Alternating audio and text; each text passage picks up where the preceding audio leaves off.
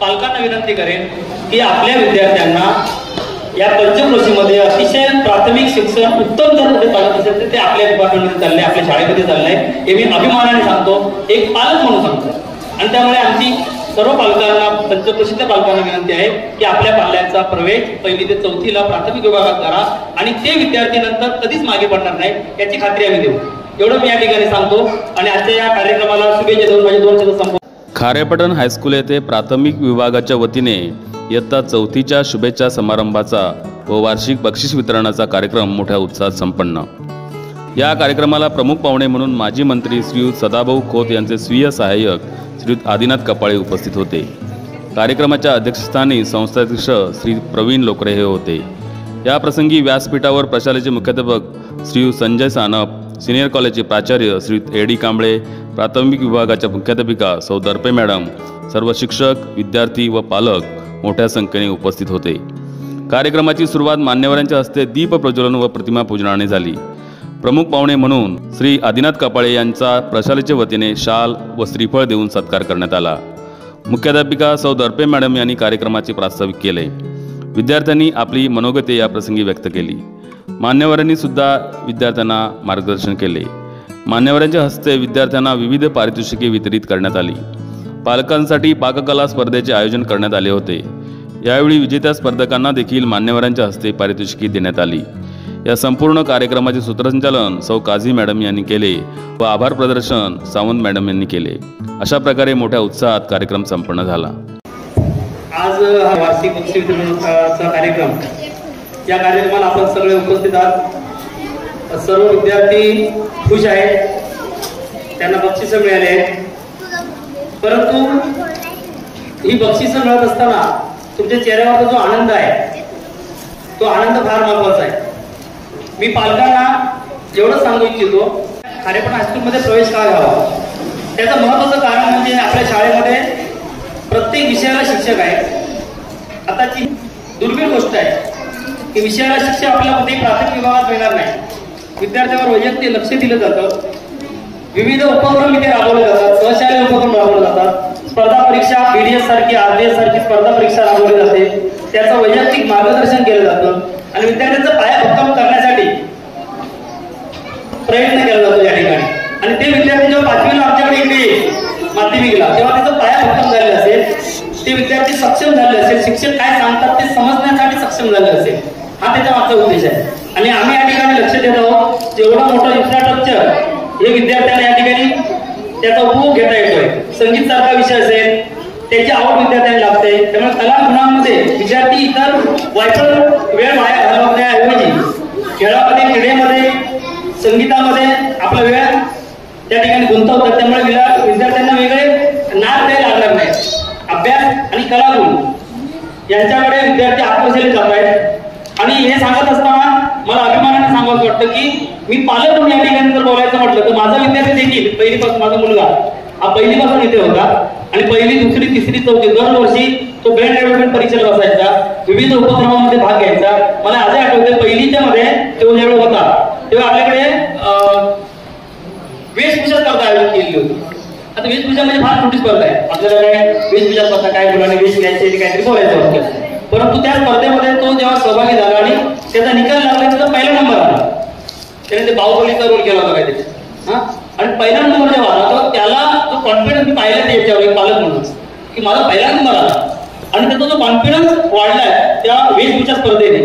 आणि तो त्यानंतर कधी आपल्या सगळ्या स्पर्धेमध्ये सहभागी घेऊन आला आणि की त्याने ब्रेन डेव्हलपमेंटमध्ये गोल्ड मेडल मिळवले, सिल्वर मेडल मिळवले आणि आता अतिशय उत्तम प्रगती चालले, तो 7वीत जातो. तर सांगायचा मला उद्देश हाच आहे की विद्यार्थ्यांचा जो आत्मविश्वास आहे तो वेळेच्या अगोदर जर डेव्हलप झाला असेल तर तो आत्मविश्वास घेऊन ती मुलं पुढच्या पायऱ्या चढत जातात आणि त्यांची प्रगती होते. म्हणजे आम्ही 11वीला येईपर्यंत आम्ही कधी स्टेजवर बोललो नव्हतो, असं माईक समोर आलो की हात भरत राहायचे 11वीला असताना. परंतु आता ही मुलं स्टेजवर येत आहेत, सांस्कृतिक कार्यक्रमामध्ये सहभाग घेत आहेत, डान्स करतायत, शाळेमध्ये विविध उपक्रमात सहभाग घेत आहेत आणि त्यामुळे विद्यार्थ्यांचा जो कॉन्फिडन्स आहे तो डेव्हलप होतोय. आणि त्यामुळे सर्व मी पालकांना विनंती करेन की आपल्या विद्यार्थ्यांना या पंचक्रोशीमध्ये अतिशय प्राथमिक शिक्षण उत्तम जर कुठे चालत असेल तर ते आपल्या विभागामध्ये चाललंय, आपल्या शाळेमध्ये चाललंय, हे मी अभिमानाने सांगतो, एक पालक म्हणून सांगतो. आणि त्यामुळे आमची सर्व पालकांना, पंचक्रोशीच्या पालकांना विनंती आहे की आपल्या पाल्यांचा प्रवेश 1ली ते 4थीला प्राथमिक विभागात करा आणि ते विद्यार्थी नंतर कधीच मागे पडणार नाहीत याची खात्री आम्ही देऊ. एवढं मी या ठिकाणी सांगतो आणि आजच्या या कार्यक्रमाला शुभेच्छा देऊन माझे 2 शब्द संपवतो.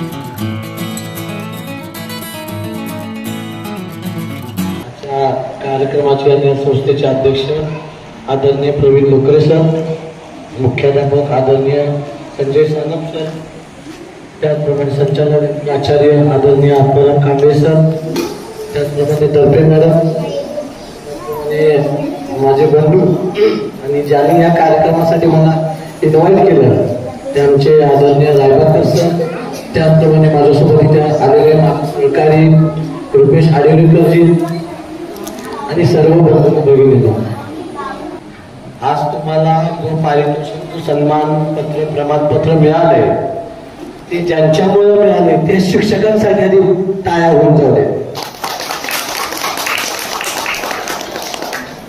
मला सांगा, तुम्ही सर्वांनीच प्रत्येक विभागात, प्रत्येक खेळात भाग घेतला होता, पण सर्वांना मिळाला का?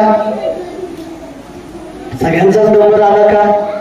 काहीच लोकांना प्रमाणपत्र मिळालं, बरोबर? काहीच लोकांना बक्षीस मिळालं, सगळ्यांना का नाही मिळालं? बरं, तुम्हाला माहिती आहे का हे तुम्हालाच का मिळालं? 1 नंबरला, 2 नंबरला, 3 नंबरला, बाकीच्यांना का नाही मिळालं?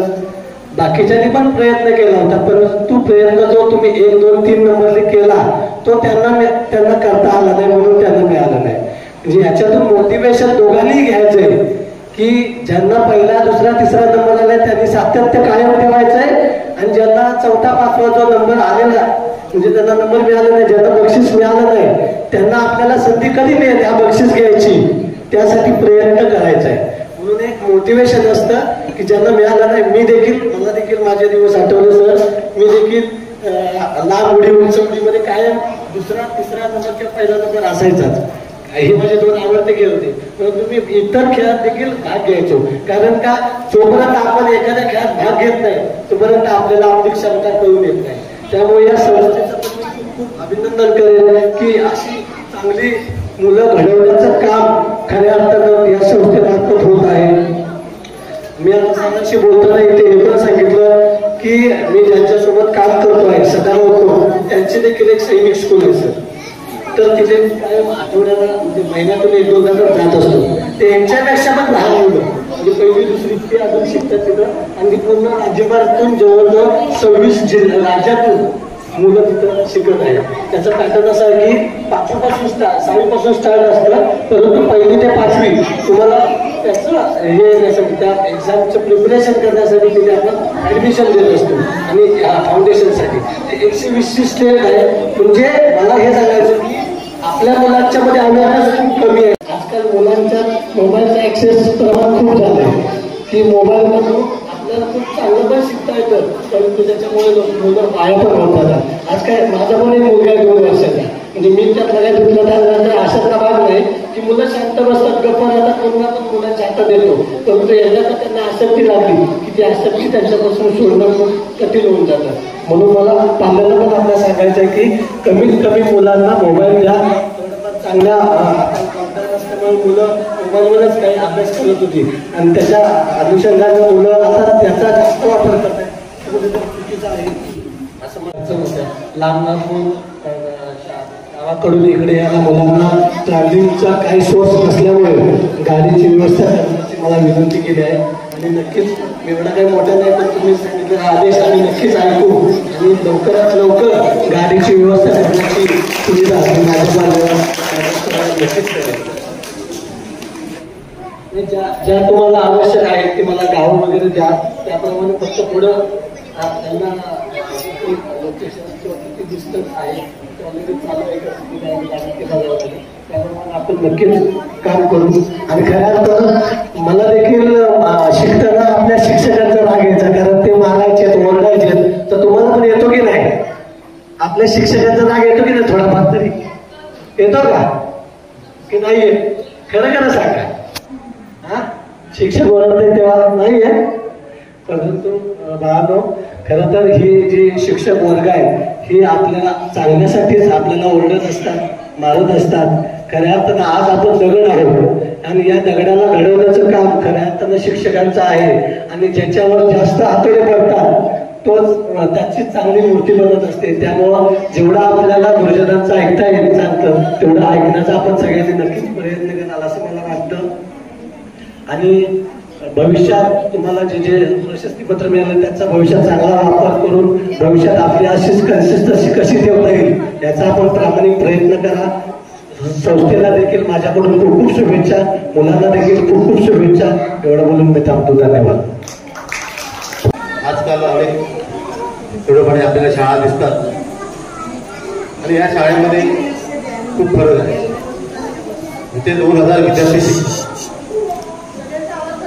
एखादा विद्यार्थी ज्यावेळी ह्या विद्यार्थ्यामध्ये ज्यावेळी त्या संपूर्ण परिसरामध्ये त्याचा सगळ्याचा अनुभव मिळतो, त्याचा आत्मविश्वास वाढतो. आज आपल्याला दिसतंय अनेक विद्यार्थी स्टेजवर बोलताना अतिशय आत्मविश्वासाने बोलत आहेत. हा फरक का जाणवतो याचा पालकांनी अभ्यास करावा. दुसऱ्याच्या शाळेला नाव करण्याचा आपला अधिकार नाही, तर आपण पूर्णपणे जाणीवपूर्वक ते आपण आमचा स्टाफ आणि आमचे सगळे शिक्षक प्रयत्न करतायत. हे आज या कार्यक्रम आपल्याला दिसतंय. असंच तुम्ही सर्वांनी या शाळेचे लक्ष द्या. शिक्षकांची आणि मोठ्या डोनेशन ठेवा आणि काय सूचना असेल तर जरूर तुम्ही मांडा. या संपूर्ण कार्यक्रमाला शुभेच्छा देतो. थांबतो. जय हिंद, जय महाराष्ट्र.